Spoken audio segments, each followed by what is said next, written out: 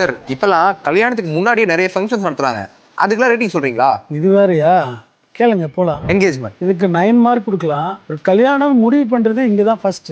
அது மட்டும் இல்லாம இந்த கல்யாண பொண்ணையும் பையனையும் ஃபர்ஸ்ட் ஒண்ணா வச்சு இங்கதான் போட்டோ எடுப்பாங்க. கல்யாணம் எங்க பண்ண போறோம், என்ன டேட்டு அப்படின்னு முடிவு பண்றது இங்கதான். அதனால ரொம்ப இம்பார்ட்டன்டான ஃபங்க்ஷன். பந்தக்கால் நடுறது. இது ஃபங்க்ஷனோட ஸ்டார்டிங்னு சொல்லலாம். இந்த பந்தக்கால் நட்டதுக்கு அப்புறம் தான் சொந்தக்காரங்களாம் வர ஆரம்பிப்பாங்க. அந்த தெருவில் இருக்க எல்லாருக்கும் கல்யாணம் ஸ்டார்ட் ஆயிடுச்சு அப்படின்னு சொல்றது இந்த பந்தக்கால் நடுறது தான். ஸோ இதுக்கு 9 தரலாம். ஹல்தி. ஹல்தி எல்லாருக்கும் தெரிஞ்ச ஃபங்க்ஷன் தான். அதாவது நலங்கு வைக்கிறது. இதுல இருந்தா ஃபன்னே ஸ்டார்ட் ஆகும். பொண்ணு வீட்லயும் சரி மாப்பிள்ளை வீட்லயும் சரி ஃப்ரெண்ட்ஸும் சொந்தக்காரங்களும் சேர்ந்து நலங்கு வைப்பாங்க. இதுக்கு 8 மார்க் தரலாம். மெஹந்தி ரொம்ப சென்டிமெண்டான ஃபங்க்ஷனு.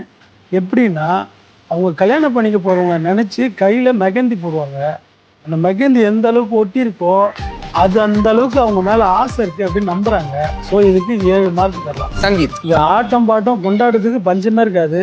ஸோ ஃபன்னும் ரொம்ப நிறைய இருக்கும். 10க்கு 9 தரலாம். ரிசப்ஷன். இப்போதான் ரொம்ப முக்கியமான விஷயத்துக்கே வந்திருக்கீங்க. இப்போதான் மொத்த சொந்தத்தையும் நம்ம ஸ்டேஜில் ஏற்றி குரூப்பாக நின்று ஃபோட்டோஸ் எடுத்து லைஃப்பில் மறக்க முடியாத ஒரு முக்கியமான நாளுமே இதுதான். ஸோ இதுக்கு 10க்கு 9.5 கொடுக்கலாம். சார் அப்போ கல்யாணத்துக்கு எவ்வளோ ரேட்டிங் வைப்பீங்க? சிறப்பான தரமான சம்பவங்களை இனிமேதான் பார்க்க போறேன்.